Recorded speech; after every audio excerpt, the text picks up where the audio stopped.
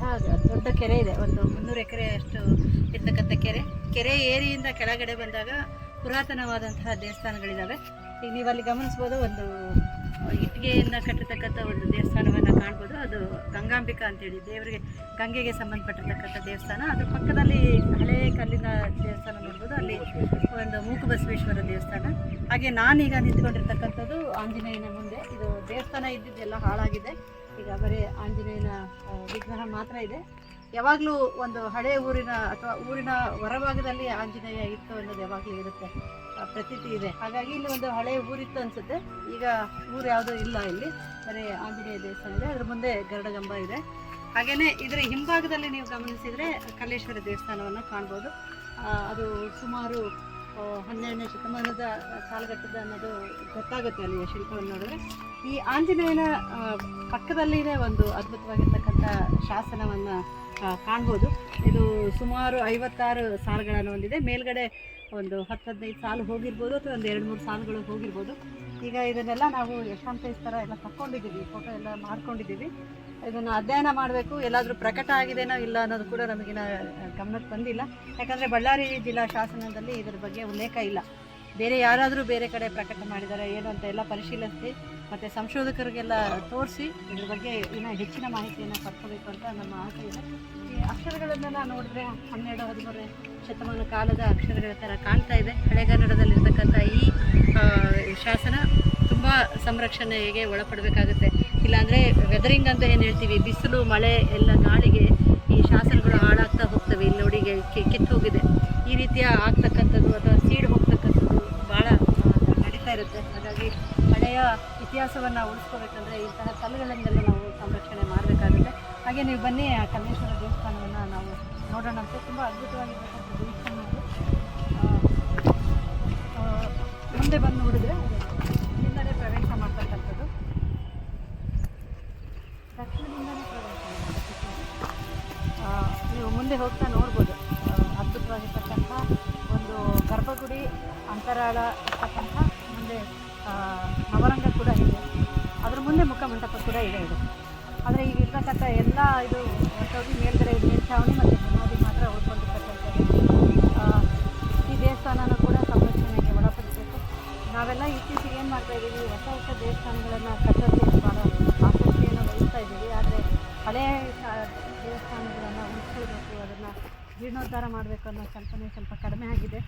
ಹಾಗೆಯೇ ಆ ಶಾಸನಗಳ ಬಗ್ಗೆ, ಇತಿಹಾಸದ ಬಗ್ಗೆ ಒಂದು ರೀತಿಯಲ್ಲಿ ಅವರಿಗೆ ಅರಿವನ್ನು ಮೂಡಿಸ್ಬೇಕಾಗಿರ್ತಕ್ಕಂಥದ್ದು, ಜಾಗೃತಿಯನ್ನು ಮೂಡಿಸಿ ಇದನ್ನೆಲ್ಲ ಮಾಡಬೇಕಾಗಿರ್ತಕ್ಕಂಥದ್ದು. ನೀವು ಬನ್ನಿ, ದೇವಸ್ಥಾನದೊಳಗೆ ನೋಡಿ. ಹೋಗ್ತಾನೆ ಇಲ್ಲಿ ಆ ಕಡೆ ಈ ಕಡೆ ಸುಂದರವಾಗಿ ಕೆತ್ತನೆ ಮಾಡತಕ್ಕಂಥ ವ್ಯಕ್ತಿಗಳ ಮೇಲೆ ಹೋಗೋಕ್ಕೆ. ಹಾಗೆ ಇಲ್ಲಿ ಒಳಗಡೆ ಬಂದ ತಕ್ಷಣ ಒಂದು ಮೂರ್ತಿ, ಭಗ್ನ ಮೂರ್ತಿ ಇದೆ. ಇದು ಕೈಯಲ್ಲಿ ಪುಸ್ತಕವನ್ನು ಇಟ್ಟಿರೋದು ನೋಡಿದ್ರೆ ಇದು ಸರಸ್ವತಿಯ ವಿಗ್ರಹ ಅಂತ ಹೇಳ್ಬೋದು. ಇದು ನೀವು ಮುಖಮಂಟಪ. ಇದು ಅದು ಸ್ವಲ್ಪ ಇತ್ತೀಚಿನ ಕಲ್ಲುಗಳನ್ನು ಜೋಡಿಸಿ ನಿಲ್ಲಿಸಿರ್ತಕ್ಕಂಥದ್ದು, ಮತ್ತು ಇದು ಎಲ್ಲ ಹಳೆ ಕಾಲನೇ.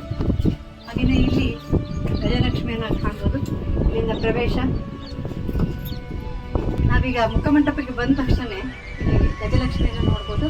ಮತ್ತು ಕರಿಯ ಕಲ್ಲನ್ನು ಬಳಸಿರ್ತಕ್ಕಂಥದ್ದು. ಇದು ಶಿಲ್ಪಕಲೆಯನ್ನು ನೋಡಿದಾಗ ಗೊತ್ತಾಗುತ್ತೆ. ನೇತಾರ ಕಲ್ಲಣಿ ಚಾಲುಕ್ಯ ಮತ್ತು ಹೊಯ್ಸಳ ಕಾಲಕ್ಕೆ ಸಂಬಂಧಪಟ್ಟಂಥ ದೇವಸ್ಥಾನ ಅಂತೇಳಿ ಹೇಳ್ಬೋದು. ಅದರಲ್ಲಿ ಮಧ್ಯದಲ್ಲಿ ಇತ್ತೀಚಿನ ಕಂಬಗಳನ್ನು ನಿಲ್ಲಿಸಿದ್ದಾರೆ, ಯಾಕಂದರೆ ಬಿದ್ದೋಗ್ಬಾರ್ದು ಅನ್ನೋ ಉದ್ದೇಶದಿಂದ. ಹಾಗೆಯೇ ಇದು ನವರಂಗ ನೋಡ್ಬೋದು. ನವರಂಗಗಳು 3, 6, 9. ಇಲ್ಲಿ ಭುವನೇಶ್ವರಿಯಲ್ಲಿ ಕೂಡ ಸುಂದರವಾದ ಕೆತ್ತನೆಯನ್ನು ಒಳಗೊಂಡಿರ್ತಕ್ಕಂಥದ್ದು. ಹಾಗೆ ನೀವು ಇಲ್ಲಿ ಒಳಗಡೆ ಬಂದರೆ ನಮ್ಮ ಜಾಲಾಂಧರಗಳ ಇರ್ತಕ್ಕಂಥ ಕಿಟಕಿ ಇರ್ತಕ್ಕಂಥ ಗಾಳಿ ಮತ್ತು ಬೆಳಕಿನ ವ್ಯವಸ್ಥೆ ಅಂತರಾಳಕ್ಕೆ. ಯಾಕಂದರೆ ಈಗ ಆ ಕಡೆ ಈ ಕಡೆ ಎಲ್ಲ ಗೋಡೆ ಬಿದ್ದಿರೋದ್ರಿಂದ ಬೆಳಕು ಕಾಣ್ತಾ ಇದೆ. ಆದರೆ ಇಲ್ಲೇನು ಗಜಲಕ್ಷ್ಮಿ ಲಲಾಟ ಬಿಂಬದಲ್ಲಿ ಗಜಲಕ್ಷ್ಮಿ ಇದ್ದಾಳೆ. ಹಾಗೆಯೇ ಇಲ್ಲೆಲ್ಲ ಗಾಳಿ ಬೆಳಕಿನ ವ್ಯವಸ್ಥೆ ಇರ್ತಕ್ಕಂಥ ಜಾಲಾಂಧರ ಇರ್ತಕ್ಕಂಥದ್ದು. ಒಳಗಡೆ ಬಂದರೆ ಬಸವಣ್ಣ, ಸುಂದರವಾಗಿರ್ತಕ್ಕಂಥ ಬಸವಣ್ಣ, ಹಾಗೆಯೇ ಬೃಹತ್ತಾಗಿರ್ತಕ್ಕಂಥ ಲಿಂಗು. ಇಲ್ಲಿ ಕೂಡ ಗಜಲಕ್ಷ್ಮಿಯ ವಿಗ್ರಹ ಇದೆ. ಈ ಕೆತ್ತನೆ ಎಲ್ಲ ಗಮನಿಸಿದಾಗ ಇವರದ್ದು ಸಂರಕ್ಷಣೆ ತುಂಬ ಅವಶ್ಯಕತೆ ಇದೆ ಅನಿಸುತ್ತೆ. ಹಾಗೆಯೇ ನೀವು ಒಳಗಡೆ ನೋಡಿದ್ರೆ ಗರ್ಭಗುಡಿಯ ಮೇಲುಗಡೆ ಕೂಡ ಚೆನ್ನಾಗಿರ್ತಕ್ಕಂಥ ಕೆತ್ತನೆ ಇದೆ. ನಾವು ಭುವನೇಶ್ವರಿ ಅಂತ ಹೇಳ್ಬೋದಾ. ಮೇಲ್ಗಡೆ ಇರ್ತಕ್ಕಂಥದ್ದು ಏನೂ ಇಲ್ಲ, ಈಗ ಏನೂ ಉಳಿದಿಲ್ಲ, ಪಕ್ಕ ಎಲ್ಲಾನು ಬಿದ್ದೋಗಿದೆ. ಆದರೆ ಬುನಾದಿ ಕಲ್ಲಿದೆ, ಅದರದ್ದು ನೀವು ನೋಡ್ಬೋದು. ಅಧಿಷ್ಠಾನದೆಲ್ಲ ಚೆನ್ನಾಗಿ ಇಲ್ಲಿಂದಾನೆ ಕಾಣುತ್ತೆ ಹೊರಗಡೆ ಎಲ್ಲ. ಅದು ಸುತ್ತಲೂ ಇದೇ ಥರ ಕಟ್ಟಡ ಇದೆ. ಅದರ ಮೇಲ್ಭಾಗದಲ್ಲಿ ಇರ್ತಕ್ಕಂಥದ್ದು ಎಲ್ಲ ಬಿದ್ದು ಹೋಗಿದೆ. ಅದು ಸಂರಕ್ಷಣೆಗಾಗಿ ಕಾಯ್ತಾ ಇದೆ. ಇಲ್ಲಿರ್ತಕ್ಕಂಥ ಜನ, ಊರಿನ ಜನ ಎಲ್ಲ ಬರಬೇಕು, ಬಂದು ಈ ಥರ ಐತಿಹಾಸಿಕ ಸ್ಥಳಗಳನ್ನು ಸಂರಕ್ಷಣೆ ಮಾಡಬೇಕು. ಮತ್ತು ಆಗಲೇ ಹೇಳ್ದಂಗೆ ಇತಿಹಾಸದ ಪ್ರಜ್ಞೆಯನ್ನು ಮಕ್ಕಳಲ್ಲಿ ಮೂಡಿಸ್ಬೇಕು ಅಂತ.